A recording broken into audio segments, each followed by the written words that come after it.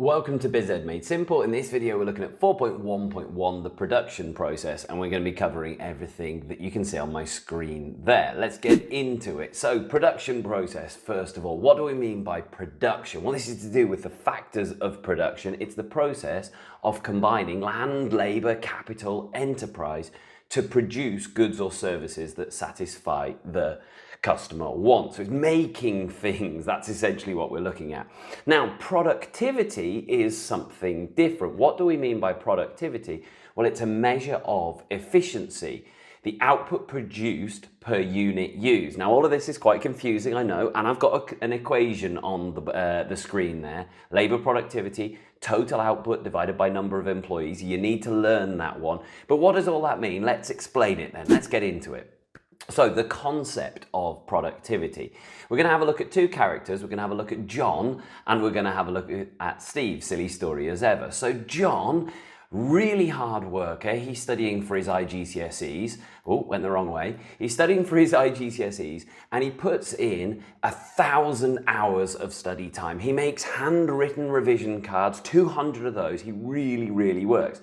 Then we've got lazy old Steve over here who plays around, and he does about, in total, 20 hours of revision, drives his teacher and his parents mad probably, and he makes 0 handwritten revision cards. What he does do is he plays around on the GPTs and my website, and he watches a few of my videos along the way. So if you think about these two characters, which one would you like to employ when they grow up? Which one would be good to employ and which one would be a pain to employ?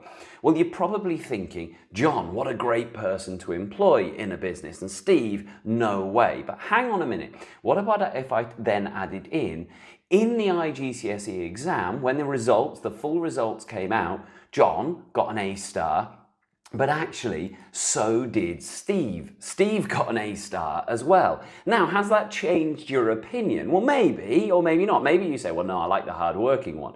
But the sad reality is, for most businesses, they don't really, and just like the IGCSE exam, they don't actually care about effort. They care about what you produce. What is the outcome in the end of it? Now, if we look at the two of them here, they've both, in their objective of studying for the IGCSE exam, they've got the same output.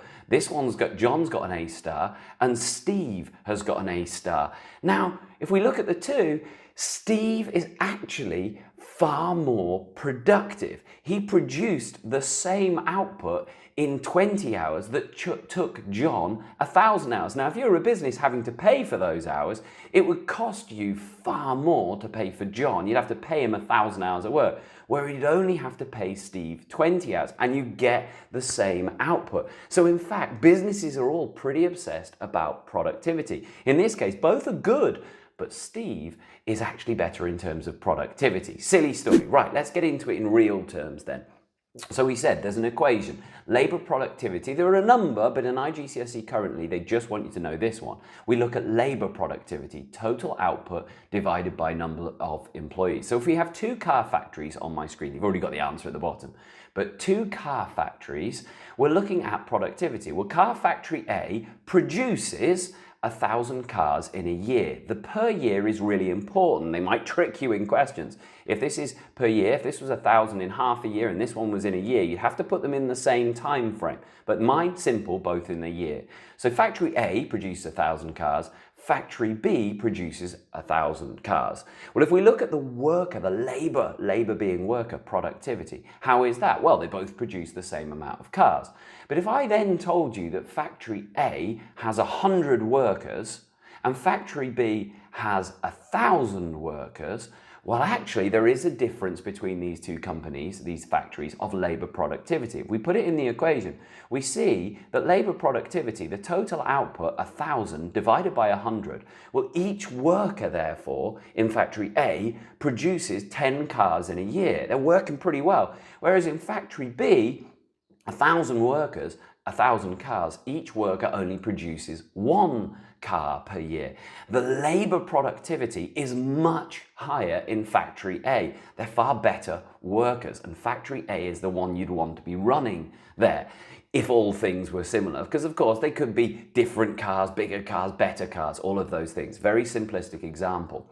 Okay, let's go on. Why is efficiency efficient? And then we talk about productivity at IGCSE almost interchangeably. But we would say in the example of the two people there, the one who only did 20 hours of study, his study was obviously very efficient. Using the GPTs, watching my videos is hopefully an efficient. You get maximum output for minimum input. So why is efficiency so important? Well, first of all, fewer inputs are needed, particularly if you're working in the environmental stuff. If you are cutting down trees, it's far better to get more output from one tree than waste loads of trees. So that's one benefit of efficiency.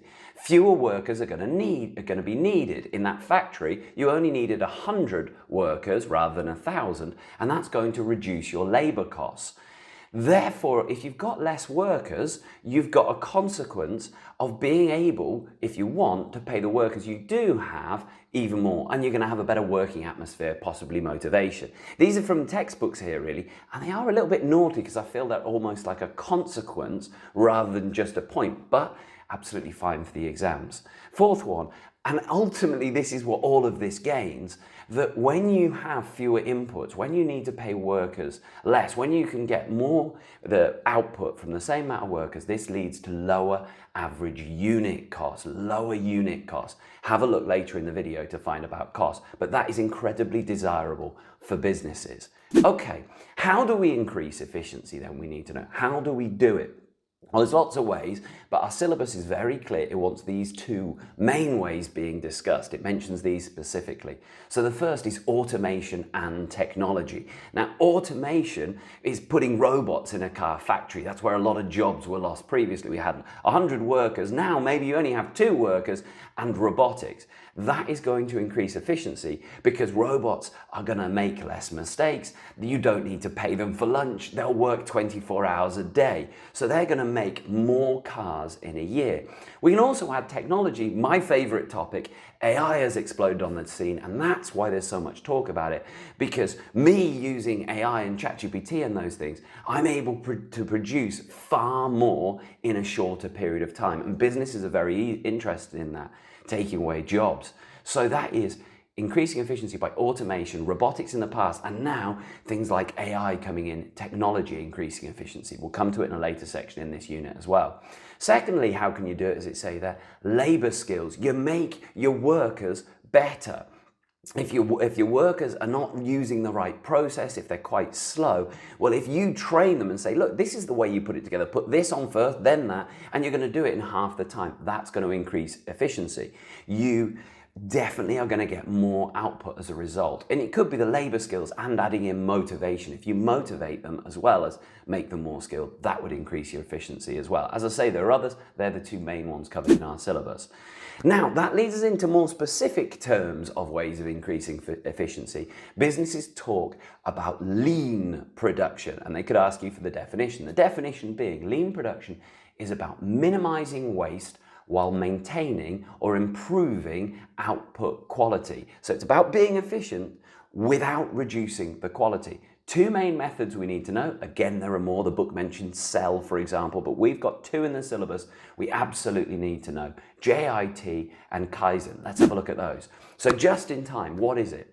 Well, it's a production method that involves reducing or virtually eliminating the need to hold inventories of raw materials or unsold inventories of the finished product. Now, if you're not sure about inventories, I've got another video. Click to that section, watch the inventory section first, because this will make a lot more sense afterwards. How it works. Well, the inventory is only delivered when needed. There's very little stock held, but it requires accurate forecasting. So instead of, if you're a car factory, keeping car tires in a warehouse nearby and ordering loads of them and having to store them, this is not having that warehouse nearby. It's just saying, hey, we need a new tires, phone up, and they come immediately. So you don't have to store them anywhere. They arrive just in time. Hey, I'd need those tires. They're just in time. It reduces the need to have that warehouse and that storage. Now, how is that advantageous? Well, first of all, It lowers inventory storage costs. You don't have to pay for that warehouse nearby. You can get rid of that altogether. You have less storage space needed. Your factory doesn't need to be as big. You don't have to store all the component parts or used parts. You just call for them when you need them. You've got lower risk of the stock becoming obsolete or damaged. When you keep all of those tires in the warehouse, they might get burnt down in a fire, or they might just get too old as you've ordered, and they might just become obsolete. So no longer useful, that means. But if you don't have that warehouse, you just order them as soon as you definitely need them. You're definitely going to use them. And it improves your cash flow. Of course, ordering, you do benefit from economies of scale when you order in bulk all those tires. But you are having to spend a lot of money when you order a big batch of tires, 1 million tires to sit in a warehouse. This one, you don't have to do that. You just order them bit by bit whenever you need the tires. The disadvantages: it relies heavily on the suppliers.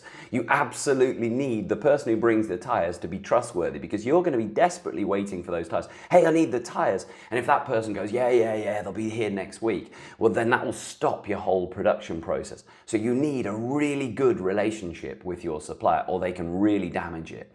You've got no buffer stock to meet unexpected demand. Again, have a look at the other video for buffer stock. But it means if suddenly you want more, you phone up, hey, actually there's been loads of orders of cars, I need 100 tires. They might say, we haven't got them. If you'd held them in a warehouse, you would have been able to meet that. But if you haven't got it, you're reliant on your suppliers being able to meet the extra demand. And it's very difficult to implement ultimately. You've got to be super organized, and you've got to have all of the context and communications. It's easier to just buy them in a lot and stick them in the warehouse and then just have them there waiting for you. This has got to be organized to say, we need them now, you're ready to go. So tricky. That's just in time. Common questions on that. Now the next one, let's have a look at Kaizen, Japanese term. And this is all about continuous improvement. It's a policy of implementing small incremental changes in order to achieve better quality or greater efficiency. And it's continuous. The word in there that's not in that definition is continuously improving these things, not just doing it once every year, but continually looking at improving your quality or your efficiency.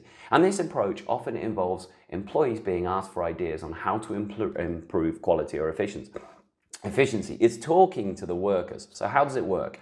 We would have a group of workers, especially at the lower levels, that meet regularly with the boss. The boss goes round in this car factory and he says to them, not once a year, but regularly, maybe once a week, maybe every day, hey, how are you getting on? Is there any way you can do your job any better? You can work any faster? And he asks for their opinion on a daily basis, and he listens to it.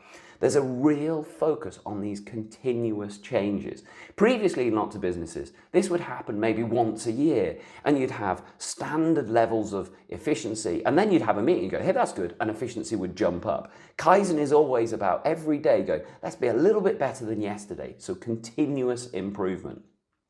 The advantages of this: it improves quality and efficiency over time, not just long, flat periods of keeping the efficiency the same. It's gradually improving.